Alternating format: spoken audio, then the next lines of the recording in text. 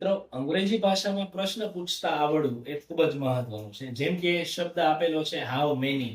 How many થી તમારે પ્રશ્ન પૂછવાની ઈચ્છા હોય. જ્યારે સંખ્યાની વાત હોય અથવા કોઈ વસ્તુ અથવા વ્યક્તિને તમે ગણી શકતા હો ત્યારે જે તમારો પ્રશ્ન છે તે હાઉ મેની થી બનતો હોય છે. જેમ કે there are 35 students in the class. 35 વિદ્યાર્થીઓ છે.